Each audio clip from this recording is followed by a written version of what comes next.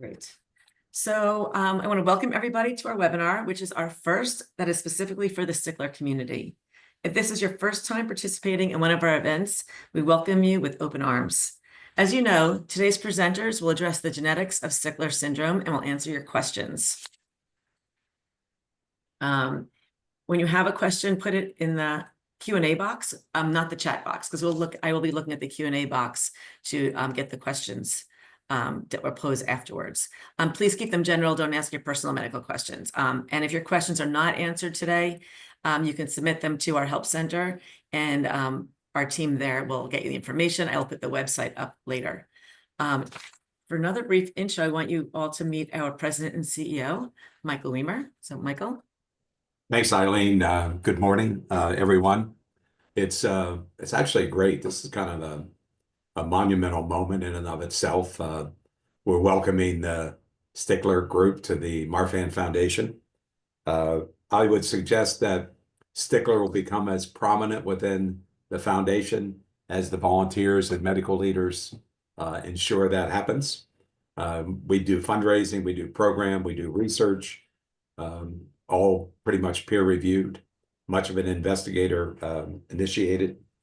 And we welcome your engagement. You know, I go back probably 5 years when I first spent time with Pat and Rick and marveled at everything that Stickler had accomplished over the years. And we really hope that we can build upon that, and that every year the Stickler Foundation will become and have a larger influence on what happens, not only for the community, but within the foundation as well.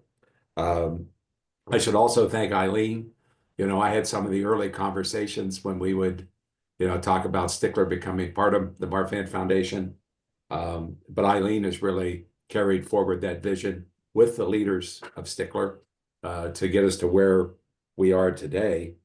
And, I'm excited about it. I think there's great opportunities here.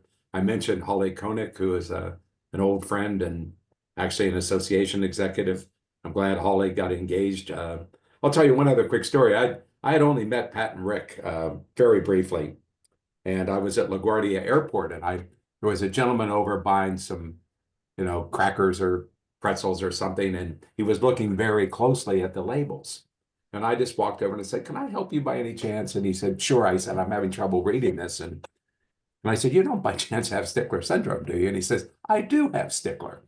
And at that point, he said, "I'd love to be involved." I took his information, turned him over to Eileen. And back then he became actively involved with us. But it was just one of those chance happenings after meeting two great new friends. And so with that said, I'm going to kick it back to you, Eileen, and sit back and enjoy our extraordinary presentations. Great. Thanks, Michael. Thank you. So I'm going to just introduce our two speakers, then we'll pass over to them. Dr. Nathanal Robin is professor in the Department of Genetics and the medical director of UAB Genetics. He's the director of the Clinical Genetics Division in the Department of Genetics. Dr. Robin has authored over 150 peer-reviewed publications, reviews, and book chapters, and 2 books. He's also presented nationally on the topics of craniofacial genetics and deafness. In his clinical practice, Dr. Robin sees patients for any indication, including intellectual disability and syndrome identification. His main clinical interests are in clefting and craniofacial genetics, skeletal disorders, and cardiovascular disease.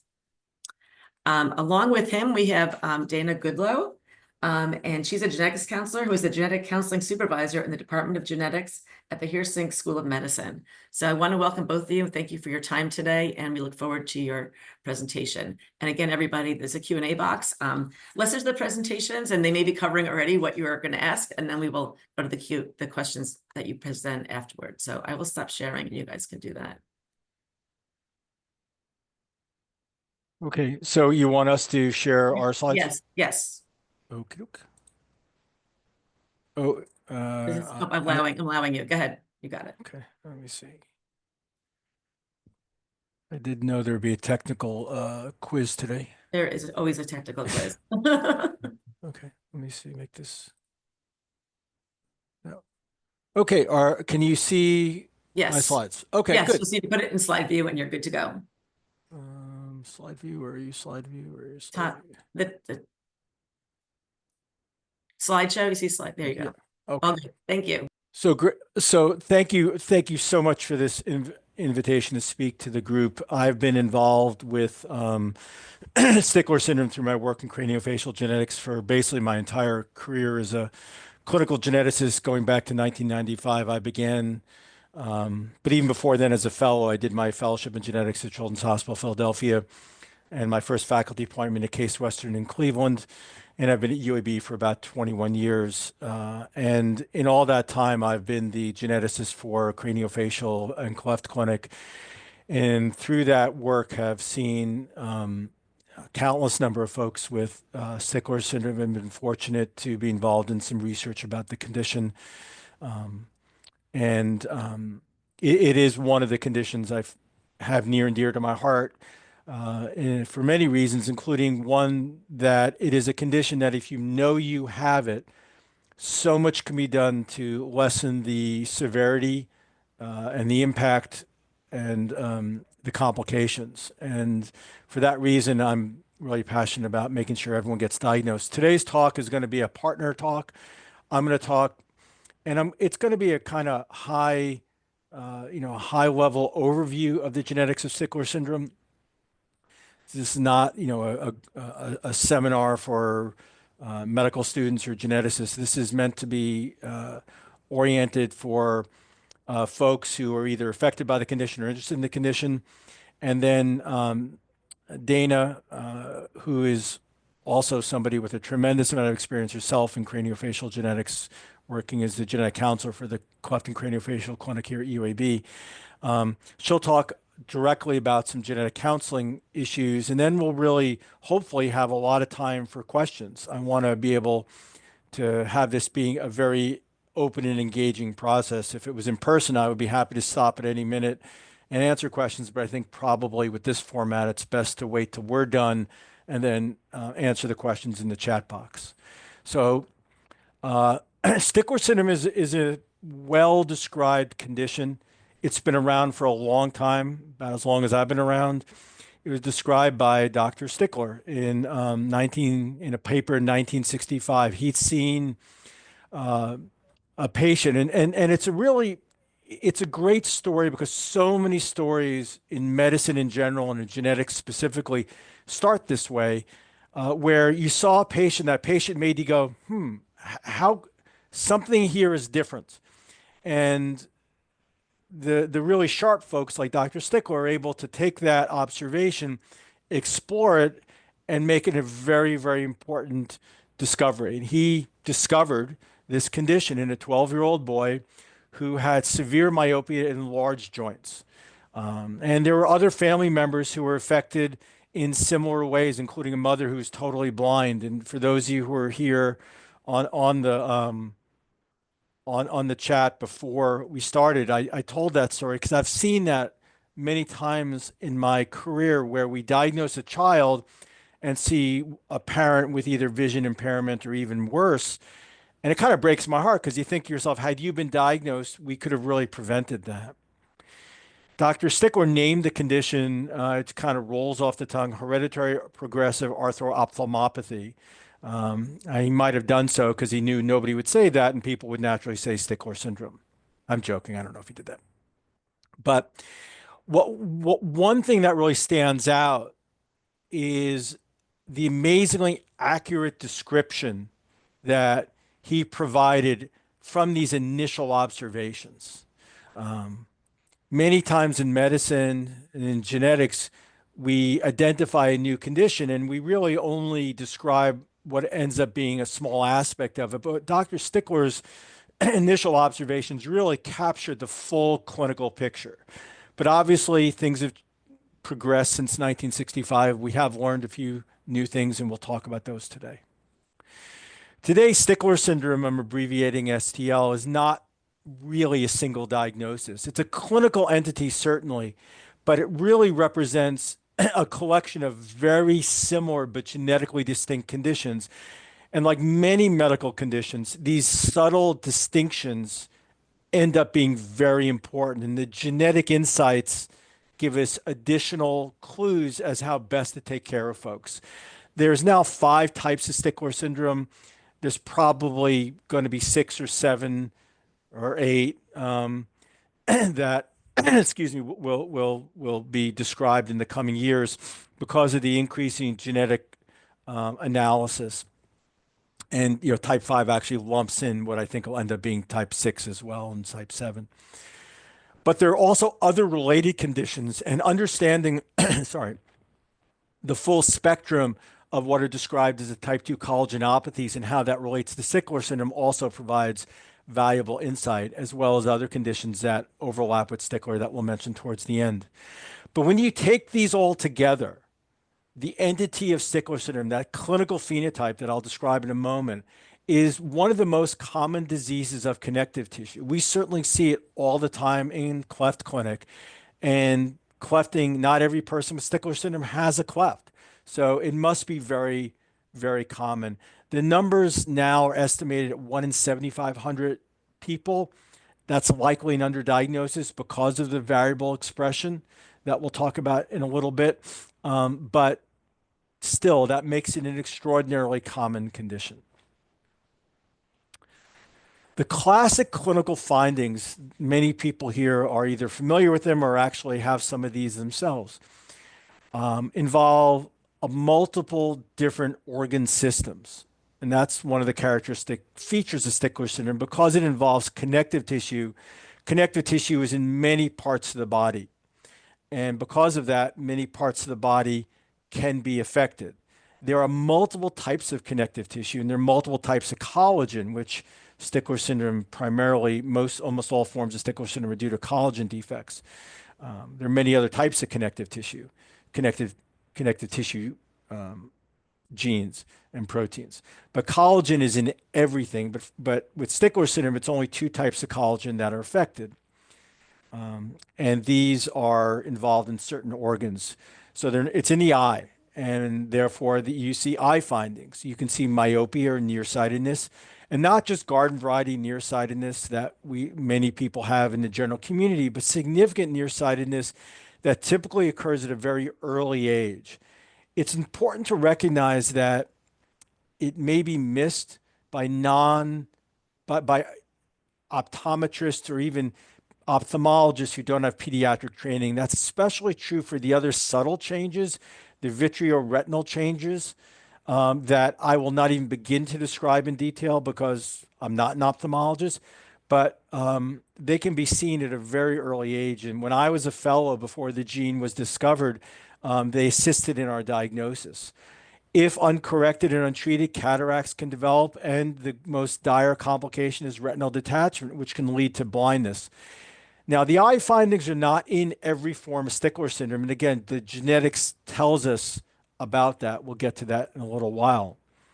Hearing loss is one of the most common manifestations of Stickler syndrome, both conductive due to the palatal abnormalities and fluid in the middle ear, but also sensory neural. It's typically mild. It's typically non-progressive, so that many people do not even realize they have a hearing loss until they have formal testing. Midface hypoplasia. So this is where the nose, the cheekbones are less developed than they are in the average person. This can also be associated with cleft palate and can also be associated with Pierre-Robin sequence. We'll talk about that in a minute. But Stickler syndrome is by far and away the most common genetic cause of Pierre-Robin sequence. It makes up about 25% of all cases of Pierre-Robin sequence end up having Stickler syndrome. An unfortunate complication that is also very variable, but we do see it, is early onset and progressive degenerative joint disease. So early onset arthritis. And I've seen families where people have needed joint replacement as early as their 3rd decade of life. On X-ray, this shows up as what's called a mild spondyloepiphyseal dysplasia. So spondylo stands for spine, epiphyseal stands for the ends of the growing parts of the long bones. And these are abnormal on X-ray, and in some people cause no symptoms, but in other people can cause more dramatic, painful arthritic symptoms. Typical stature is what we see in most folks, but when we compare them to their age-matched peers or we compare them to other family members, they're smaller on average than you might expect in the family. So it can even show up as mild short stature. And in some folks, you could see what's called mild brachydactyly, or the fingers can appear short. So that's the classic phenotype. There's certainly other complications. Mitral valve prolapse is common, things like that. But these are the classic findings that make up the classic clinical findings of Stickler syndrome. And this is what we see in the most common form of Stickler syndrome. That is the autosomal dominant form with complete penetrance and variable expression caused by genetic alterations in the COL2A1, collagen 2A1 gene. And here are the craniofacial findings of various patients I've seen over the years or have taken from the internet, where we see the flat nasal bridge, the small little nasal tip, and it's actually very attractive. This is a gorgeous little girl, and it typically becomes less noticeable with age because the nose and midface do grow out, so to speak, but it's very noticeable in early child. It can be noticeable in early childhood. And you see it here as well. And you also see here the small jaw. Now, there's two types of micrognathia here. One type of micrognathia is where this part of the jaw is pushed back. In Stickler syndrome, the type of micrognathia is due to this part of the jaw being underdeveloped. So you typically see what's called a low set ear. The ear should be here, if everyone can see my arrow, where here it's set down a little bit low. And that is also a common finding of Stickler syndrome. Here we see the U-shaped cleft palate due to the Robin sequence, where the tongue, because the jaw is small, the tongue is pushed up superiorly, so that when the palate closes about 9 weeks into gestation, it closes around the tongue, causing a tongue-shaped or U-shaped cleft palate versus a V-shaped cleft palate, which is what you see in typical cleft palate. The biggest complication of this, of course, is glossoptosis, choking on the tongue, and this can cause significant problems. These children can't eat, they have struggle breathing, and if uncorrected, can have serious medical complications. So aggressive treatment of airway obstruction is recommended, and any child with Pierre-Robin sequence needs an early sleep study. This is a plug for our institution. Dr. Renee Myers, and he published this in 2021, but he's been doing this work for about 4 or 5 years, a really nice multi-center study where when I started practicing, it was very common for kids with Stickler syndrome to need a tracheostomy tube, a hole in the neck to breathe through, until they, quote unquote, outgrew the micrognathia. Dr. Myers and his colleagues began an effort to aggressively do what's called jaw distraction, where they would literally break the jaw, move it forward, providing a much larger airway, even in very, very, very young children. So they were operating long before most people operated and had terrific positive outcomes, and resulting in a very dramatic reduction in the need for tracheostomy. And tracheostomy has significant, not, if you need it, you need it, but it has significant complications in hindering both craniofacial growth as well as speech development. So you don't want it, and also all the complications around just taking care of a child with a tracheostomy. So you don't want it if you don't need it. So it was really nice that he was able to, show this work. The eye findings are, I show these pictures only to tell you that pediatric ophthalmologists really know their stuff, because I have no idea what any of this is. But the buzzwords are things like radial lattice or retinal detachment. Here you can see that you can kind of use your imagination, see how the retina, the smooth surface on the back of the eye is kind of billowed up and clumped up. And these are some of the other complications, and I'm not going to get into them because I can't describe them very well because I don't really understand them. Only that you need an experienced pediatric ophthalmologist to assess for them. We can't send you to Walmart, to the local optometrist there. Not that those folks aren't good. They're very good for what they do, but they're not the people who need to be seeing patients with this kind of condition. And again, a plug for one of my colleagues, Robert Morse. He's actually not, he's a affiliated faculty at UAB. He has an office uh, down the road from us, but he pioneered a technique to do prophylactic laser surgery that showed a significant reduction in the risk and the occurrence of retinal detachment in Stickler syndrome. And as I mentioned to Eileen earlier, if you want somebody to talk about the eye issues in Stickler syndrome, he's your man, because that is one passionate guy. He is super aggressive about this and has shown some real significant benefits. And it just speaks to the fact that if you know the child has Stickler syndrome, you can really be aggressive in looking for these complications and really reduce the morbidity and the complications with them.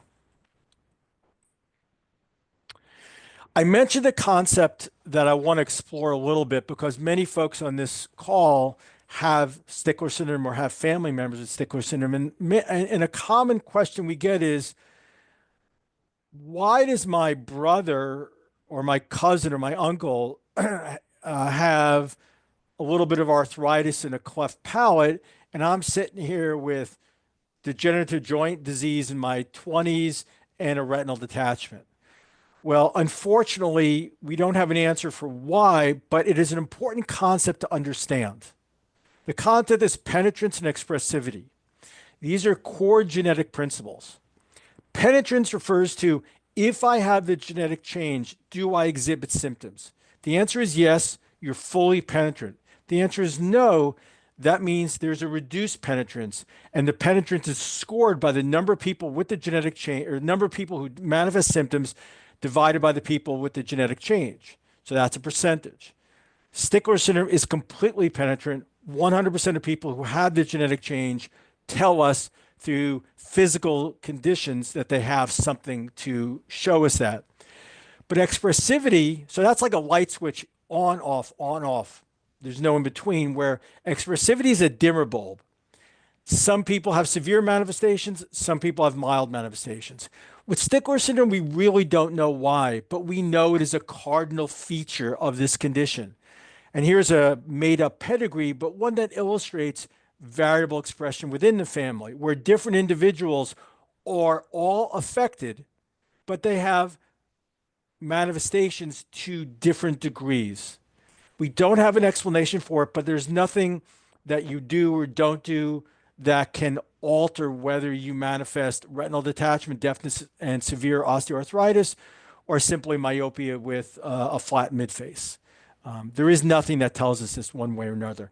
Age is part of it. As you get older, certainly some of the complications like the osteoarthritis may become more impactful, but we really don't know why some people are affected to a greater severity than others in Stickler syndrome. We just know it is a cardinal feature for the autosomal dominant form of Stickler syndrome. So Stickler syndrome has some complications that I've alluded to. Breathing issues are significant with Pierre Robin units. Obviously, they need to be addressed, and as part of that is feeding issues. If your baby can't feed, it's likely your baby can't breathe very well. These need to be addressed urgently by an experienced craniofacial center. Later on, dental malocclusion due to the jaw differences. These are all related to the micrognathia and need to be addressed by an experienced craniofacial center. Learning issues are very rare with Stickler syndrome. People with Stickler syndrome have typical intelligence. However, it is common to see undiagnosed people with Stickler syndrome report having quote unquote learning issues. Most of the time, when you really investigate, this was due to the fact that they either had hearing deficits or vision issues. And especially in less affluent communities where they're not going to do the investigation, schools are just going to take a kid who's underperforming and stick them in special needs classes instead of being very aggressive at figuring out why are you not learning or why are you not keeping up with your classmates, and if it's something correctable like a hearing or a vision issue. Joint pain due to osteoarthritis is common, as is joint hypermobility. So we've had people who come in with a diagnosis of Ehlers-Danlos hypermobility type, and we find out they have Stickler syndrome. So hypermobility is actually a defined condition. It's not just somebody saying, oh, I have loose joints. But it's important to get investigated for that to find out if you actually have something like benign joint hypermobility, Ehlers-Danlos syndrome, or in some cases, Marfan syndrome or Stickler syndrome. Mitral valve prolapse, I mentioned it earlier. It is commonly described as a feature of Stickler syndrome. The most detailed studies actually show the prevalence in Stickler syndrome is about the prevalence in the general population, but certainly something that is an easy thing to look for. One thing we recommend in people with Stickler syndrome is to avoid contact sports. And contact sports include things like basketball or anything where you can get an elbow to the eye because of the risk for retinal detachment, even at a young age. Now, you know, can a 10-year-old kid play rec basketball with proper eye protection? Yeah, maybe. But the one thing we always talk about is, do we want that kid finding out, hey, I'm really good at basketball, and then at 15 having a retinal detachment and being told he can't play anymore? So it's a tough call there. The other is joint protection, and that's actually controversial. Theoretically, if you have a risk for osteoarthritis, we want you to do as few things that damage your joints or impact your joints as possible. We think about our joints as having, like tires in your car, they have a certain number of miles on them. The less wear on your joints, the longer you have them. That sounds good. It makes perfect sense. There is no study that shows that to be the case. So if somebody with Stickler syndrome says to me, I love long distance running, I want to do it. Do I think it's a good idea? I'm not sure. I don't have any data to say it's not, but my common sense says it's not something I think is a good idea. But, like everything in life, it's about choices. There are many other types of Stickler syndrome. They're described in the literature in different ways. So Stickler syndrome type 2 is associated with less severe mid-face findings and less severe eye findings, but earlier onset hearing loss and and a more greater likelihood of cataracts. It's caused by a different genetic change. So again, if we identify the genetic change, we could say you're less likely to exhibit significant eye findings. Type 3 Stickler syndrome is called non-ocular type. This is due to genetic defects in type col 11A2 or type 11 collagen. 11A2, for some reason, is not present in the eye. So these individuals have all of the findings of Stickler syndrome minus the eye findings. Other people who've said in the other literature said this isn't Stickler syndrome because Stickler syndrome is defined by the eye complications. So it has a different name called otospondylomegaepiphyseal dysplasia, another name that rolls off the tongue. I think calling it non-ocular Stickler syndrome makes a lot more sense because it's Stickler syndrome without the eye findings, which it is. But again, that's one of those discussions that gets heated among the experts in the literature. Then there are a number of autosomal recessive forms, and Dana will kind of talk to you a little bit more about how that differentiates, how that's different than autosomal dominant forms. These tend to be a little more severe, but they're also exceptionally rare compared to the dominant forms. Then there are a number of conditions that look a heck of a lot like Stickler syndrome, but are not. Some of them actually don't look like Stickler syndrome, but are due to the same genetic changes. So Marshall syndrome is very similar to type 2 Stickler syndrome, but has some subtle differences. Same gene here. And then there are a whole host of clinical conditions that do not look like Stickler syndrome, but are caused by very similar genetic changes in type 2 collagen.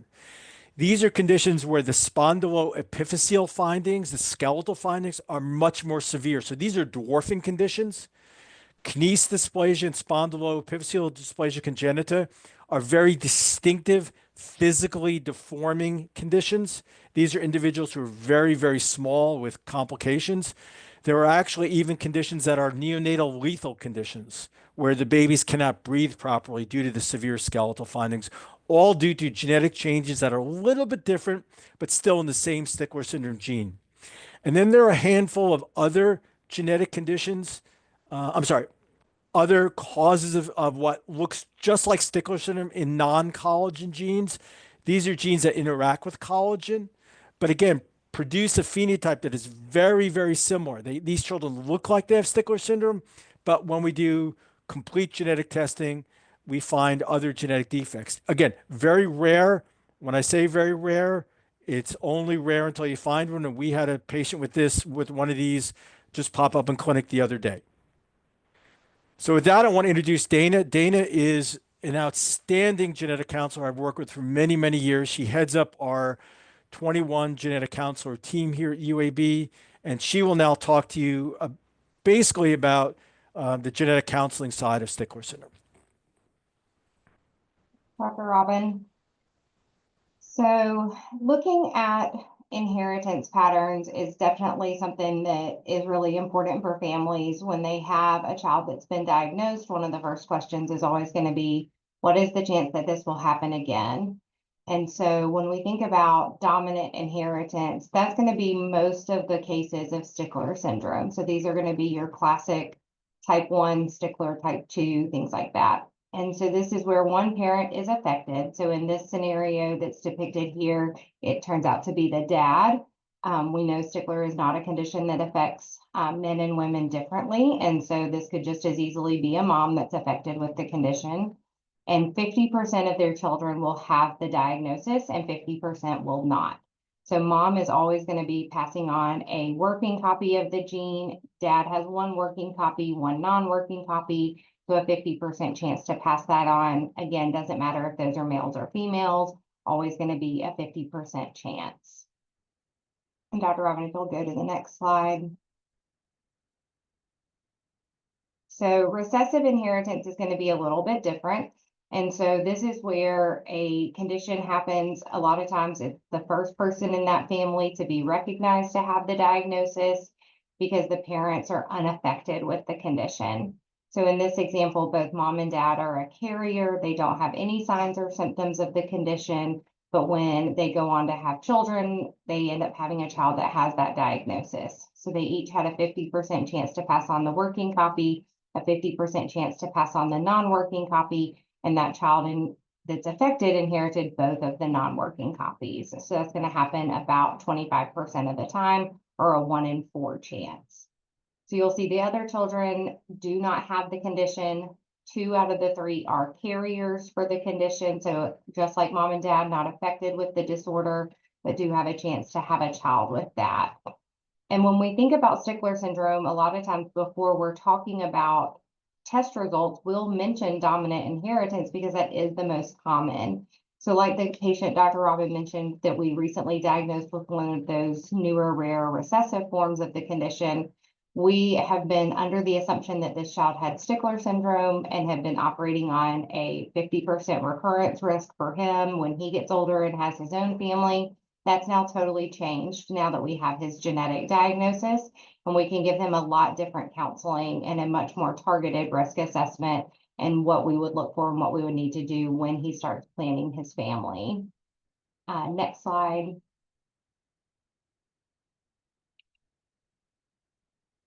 So like I mentioned, when you're looking at that dominant inheritance, you're going to get a 50% chance to have an affected child, whereas with the recessive conditions, it's going to be a much lower chance for an individual with the diagnosis to have an affected child. So that affected status is going to depend completely on whether or not their partner is also a carrier for that condition. And given how rare these are, the carrier frequency would be incredibly, incredibly low. We always want to counsel families that should they have a partner who is more closely related to them than somebody in the general population, or if they're from a very small community and there's a lot of people that stay within that community, what we call a founder effect, that carrier status may be higher in that population than it would be in the general population. So it is important to undergo carrier screening to know whether or not your partner is a carrier for that same condition that you have. And then I also want to highlight this chance for an unaffected individual to have an affected child being 0. There is a star there because, as Dr. Robin mentioned, we don't always know if a person is or is not affected with a condition until we do genetic testing. And so if you have a diagnosis of Stickler syndrome, you have a child with a diagnosis, and we know that it's one of the dominant forms, and then you have a child that you're assuming is unaffected, always get that individual tested so that we can know for sure whether or not they are a true negative so that we can give them appropriate recurrence risk. It may be that they are just much more mildly affected than you or their sibling are. And so we want to really make sure that we're giving proper counseling and proper guidance, because as has been said before and has been mentioned in the chat, there are a lot of things that could change if we knew that this individual or that this child was going to have this diagnosis. So prenatal testing is something that is available when we have that genetic variant that's been identified. So we can do diagnostic testing during pregnancy. Things like amniocentesis, where we're using a needle to remove some of the amniotic fluid and testing that fluid directly for the genetic variant. That's usually done around 16 to 22 weeks of gestation. As good as ultrasound is, it is still really hard to identify small jaws and cleft palates. Cleft lips are much easier to see on ultrasound. You got to get a really good view to see if there's a cleft palate there. And so those are something that's easily missed on the ultrasound, even with as good as that technology is. And so certainly reassuring to have that normal ultrasound, but it's not going to give us diagnostic information. We're going to need those invasive procedures if we want to know prior to pregnancy. We can also do testing with chorionic villus sampling, which is basically a biopsy of the placenta. That's done much earlier in pregnancy, usually around 10 to 13 weeks. Those are invasive procedures, so they do have risks for miscarriage and other things like that, infections, complications. But when done by people that do it all the time, like the MFMs that we have here at UAB, you're definitely in good hands. And we only want to pursue that testing if the chance we would find something is greater than that chance for complications. So if you have a diagnosis, or you know you're at risk to have a child with this diagnosis based on a partner's diagnosis or other things like that, then the testing is certainly a option and something that we would consider and discuss. There are newer testing options where we have non-invasive testing approaches. That would be where we get a blood sample from mom and we're able to isolate some of the circulating fetal DNA that's in mom's bloodstream. A bit of a hard concept for a lot of people to wrap their head around, but there is some of the DNA from the placenta that is in the maternal bloodstream. We try to not say baby's DNA or fetal DNA because it's technically coming from the placenta, but in most cases, those are going to be the same. And so what the placenta has, the baby would have. Right now, that testing has a very limited scope of what all conditions are being screened for. And for conditions that are inherited in a dominant manner, the mother cannot be affected with the condition because they're comparing it from the mom's genetic material to what they're seeing in that placental DNA. And so if mom is affected, they're not able to do as good of a comparison. It is available for a handful of autosomal recessive disorders right now. Stickler syndrome is not one of those.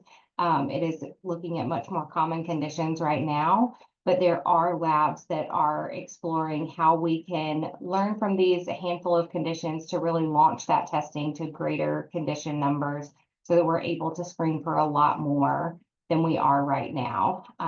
Those labs know that people are not wanting to undergo invasive procedures. They don't want to risk for the baby if they can avoid it. And so trying to find these non-invasive testing options has come a really long way. And we're able to do a lot more than we could even at the start of my career. And I'd like to think I've not been doing this that long, but it's starting to feel a lot longer with some of the advances that we've made and what we can offer to our families now. Next slide. So I want to go through a little bit about what happens in a pediatric clinic visit. So Dr. Robin, if you'll click ahead for me. So prior to coming, we oftentimes will receive a referral from your local provider, whether that be a pediatrician, an ophthalmologist that you're following with, maybe it's a local plastic surgeon or ENT, somebody that has raised this question of could there be a genetic diagnosis? For a lot of our Stickler kids that we see in our clinic, those are coming directly from plastic surgery where they've been either diagnosed or referred for a possible cleft palate or small jaw. And so we're seeing them at that original appointment with plastic surgery and able to evaluate them all at once. but many places don't operate like that. And so they're getting that referral separately. So we'll review the records, see what all we have, try to get additional records if needed, and then make sure that they're scheduled in the appropriate visit. When you come for genetics, there's going to be an intake where we're getting a lot of histories, a physical exam with the medical geneticist where they're looking for all of those subtle signs and symptoms that we can see on the outside, taking a close look at the hands, the feet, the eyes, the ears, the jaw, the profile picture, all of those kinds of things, doing a good full head to toe exam. And then together, the genetic counselor and the geneticist will develop a plan for how we want to approach genetic testing. And then we have clinic notes that document that. We usually call with results to go over those over the phone and then put you in touch with different support groups or various other resources and information. Next slide. So this is kind of a little bit of detail about what all those questions are. I think the number one thing I hear from patients is I didn't know I was going to be getting a quiz today because we do ask so many questions. We get very detailed histories about the pregnancy history, the medical history up until that point, developmental history, looking to make sure children are meeting appropriate milestones on time, and then also reviewing that family history. So when you're seeing somebody for either a cleft palate or a small jaw, you want to make sure that you're asking targeted questions about the eyes, about hearing loss, all those things that we can see with Stickler syndrome, making sure that there's not somebody hidden in the family that might be affected that we just aren't noticing right now. I've been known to call people out for, telling me that they have no medical problems and they are sitting there and they are wearing very thick glasses and clearly have vision abnormalities. And a lot of times I'll say, it looks like you wear glasses. Do you have limited vision? And they'll say, oh yeah, well, I didn't think about my vision. Yes, I do wear glasses. And a lot of people don't always know what their prescription number is, but I do try to ask people if they know what that prescription is. And if, how many diopters it is so that I can try to get a range of where that severity is. If they're somebody that just has kind of common myopia where we're seeing like maybe a -2 or a -3, that's not quite as concerning as like somebody mentioned earlier, their child is at a -8. The child we recently diagnosed with the recessive form, he's at a -24 now. He's only 11 years old. So those are much more extreme cases where we're seeing that vision being much more affected than what we would for someone with kind of your classic nearsightedness or myopia that we see in the general population. And so we want to make sure that all of those are targeted. One thing I want to add real quick is the counselors do a phenomenal job with family history, and it is not at all unusual to identify another genetic condition that's running in the family, such as the cancer predisposition syndrome or something like that, that is totally unrelated to why the child is seeing us, but also has significant benefit to being identified and taken care of. So when Dana says they go through a very detailed family history, you better believe it. So that kind of brings up some of the questions that have come through in the chat. And so we'll address some of those at the end. But it's important to have that time with the genetic counselor to help sort out what are we seeing in the family that we think is related to Stickler syndrome, and are there things outside of Stickler syndrome that we're seeing in the family that would warrant further genetics evaluation, and do we need to refer to someone else, or is that something that we can handle within our clinic? So a lot of times we don't see as many of those within the setting that we're seeing patients right now because we are in the middle of the cleft and craniofacial clinic and they've got multiple other providers that they're seeing at the same time. But it's still a good opportunity for us to get them back into our general clinic so we can go over the additional testing recommendations. I'll pass it back to you. Okay. So very often we'll see somebody and we'll say, we think you have Stickler syndrome. Really, we could say this for any genetic condition, but genetic testing is negative. There are a lot of reasons for that. Number one, genetic testing is not perfect. Not everybody with Stickler syndrome, even if we know they have Stickler syndrome, 100% will be positive. It could be because their genetic change is quote unquote hidden and just very, very hard to identify. It could be because we know of 10 genes for Stickler syndrome and they have gene 11 or gene 12. So we'll tell people, come back in a couple of years because science will move forward and we may have a better test in the next couple of years. It's also possible it's not Stickler syndrome, but something else. And that's obviously very important because the last thing you ever want to do is diagnose somebody incorrectly. Label them, because that means people stop looking and you're not going to find, you're treating them for the wrong condition, but you're not even looking for the right one. And that is why, even though the different complications of Stickler syndrome, the eye issues, the craniofacial issues, the hearing issues, the joint issues, each go to their own specialist. You need somebody to see the whole patient and to do that kind of evaluation. And clinical genetics is such an important part.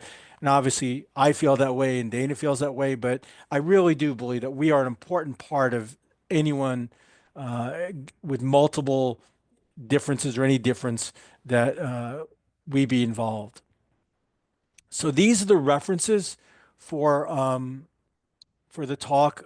They're all medical references, but some of them are still very easy to read. And I'm going to stop there because I've been while Dana was speaking, going through the chat, and I found a handful of questions that overlap. So if it's okay, I'm just going to go and start by addressing a couple of them, if that's okay. One was several people mentioned specific other conditions in their family, a chordoma, polycystic kidney disease. And that kind of illustrates the fact that you can have more than one thing in a family. Neither chordoma or polycystic kidney disease or autism is associated with Stickler syndrome. So the first thing we would do is look for a second genetic etiology to explain the other condition that we don't see in Stickler syndrome. So the old medical adage of always looking for a single diagnosis to explain everything has been blown up in the world of genetics because we just see so many patients with multiple genetic differences. Somebody asked about gene therapy. There's no gene therapy that I'm aware of that's looking at Stickler syndrome. Gene therapy would be a challenge because with Stickler syndrome, the genetic change is such that the abnormal protein that's made is incorporated into your different organs. So it's kind of like the analogy I use for folks. It's like if you built a building and one of the pieces of the building that you used, you bought it from someone and it had it had a difference in it. So when the building was built, every room in the building had this piece of the building that wasn't as strong as the rest of the building. So, it's literally impossible to go into the building, pull out the weak pieces and replace them with the pieces that aren't weak. Is it possible? It might be. And for some of the progressive complications, there may be gene therapy that works. But at this point, I'm unaware of it. And I think it would be a very big challenge. Somebody asked about care coordination. They see multiple specialists, but they don't have somebody who coordinates everything and sees the whole patient. And that's one of the things that geneticists do is we're very good about being, I don't want to say the primary care provider because we're not the primary care provider, but being the kind of overseer for multiple specialists acting together. It is a challenge though. Here at UAB, we have a new clinic designed just for that, but I'll just say it is a challenge, and finding somebody who knows what Stickler syndrome is aware of the complications, and then coordinates referrals is a challenge. But I think a geneticist is a good place to start. Several people asked about retinal and eye issues, and I'm going to leave that alone because I am not an ophthalmologist, nor do I want to give specific advice about the eye issues. I would recommend, though, for anybody seeking out somebody who knows about Stickler syndrome. And that's usually a fellowship-trained pediatric ophthalmologist who trained at a place with significant genetics exposure. Many times we'll have patients who go to their doctor and they'll say, I have condition X, Y, or Z, or I have Stickler syndrome. And, the specialist looks at them and says, what is that? That's not the doctor you want to be going to. You want to be going to somebody who is trained at a place where they've seen Stickler patients, they've learned about Stickler syndrome, they know the literature. I know that's not always possible because, a lot of people live in areas where the nearest specialist might be 200, 300 miles away. And I know it's a challenge, but I would highly recommend it. Dr. Morris, whose paper I cite, I will tell you, there is no one better about Stickler syndrome and the eye complications, specifically the retinal complications.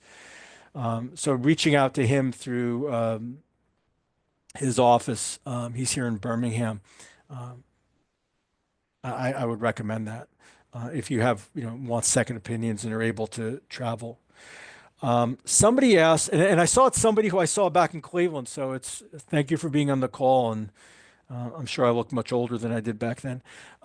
They asked if you could have different types of Stickler syndrome within the same family. And the answer is no. What you see when you see what you think of as different types is what you're seeing is just the variable manifestations of a very complex condition.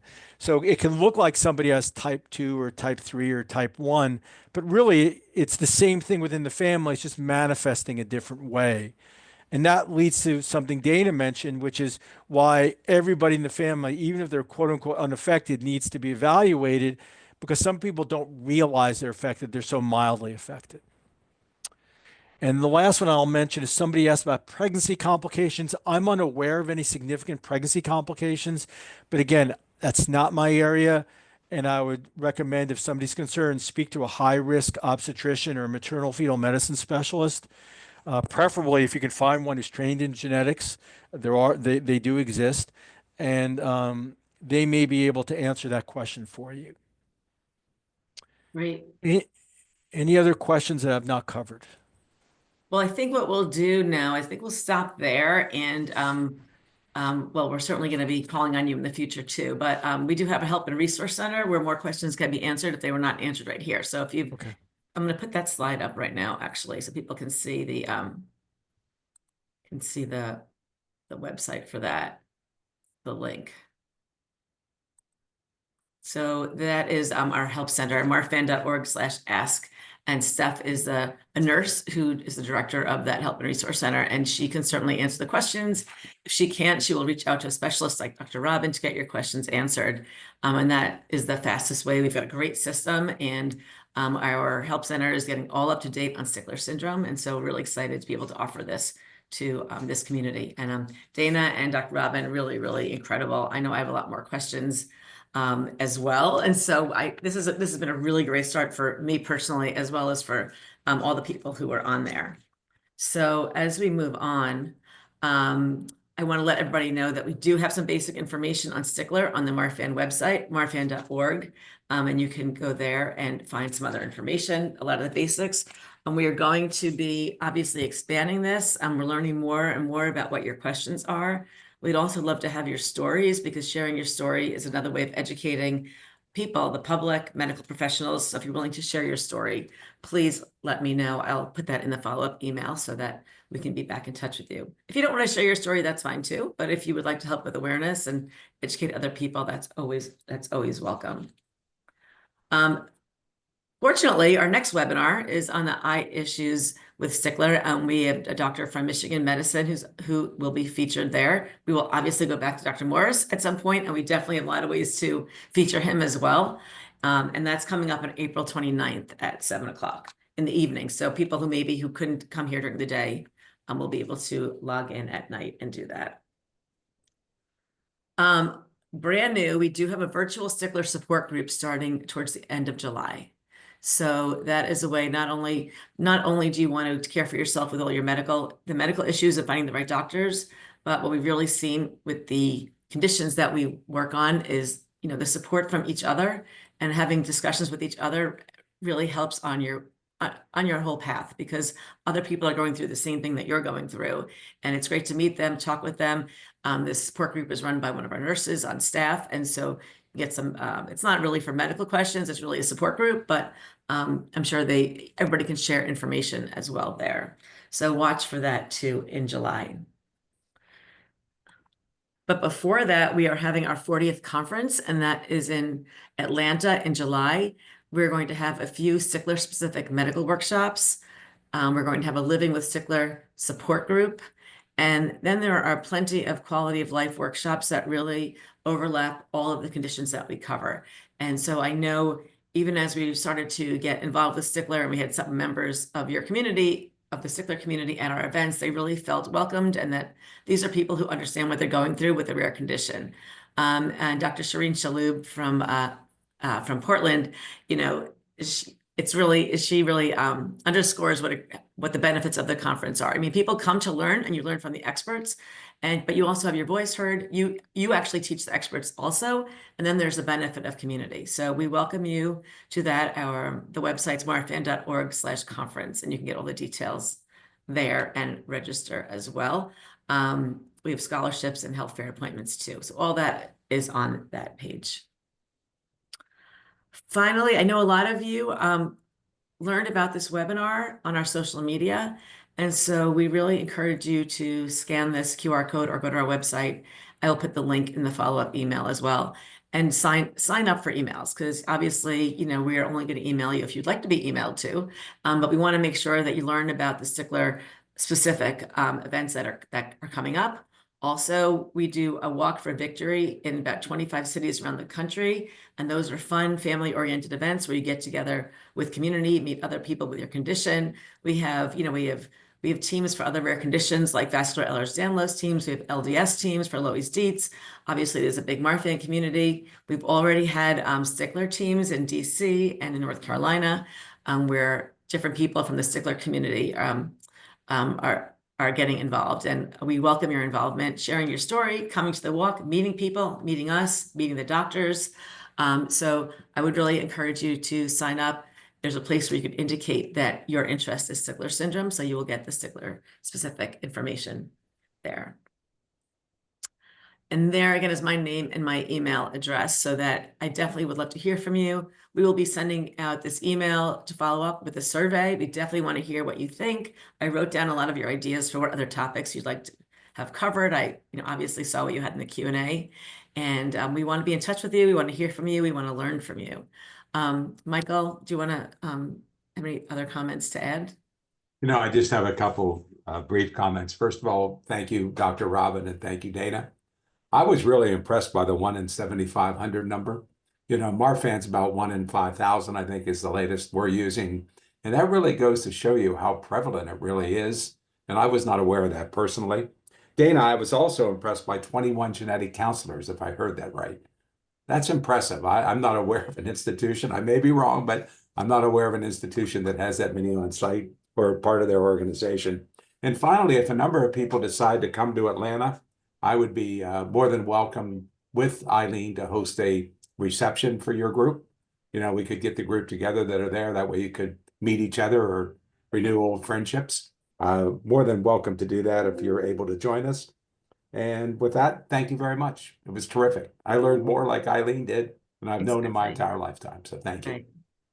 So thank you, Dr. Robin and Dana. I really look forward to meeting you at some future events in person and doing more for this community. So thank you all again. And thank you all for joining. And we will see you hopefully in the next one. Thank you for the opportunity. It was a lot of fun. Great. Thank you. Thanks, everybody. Bye.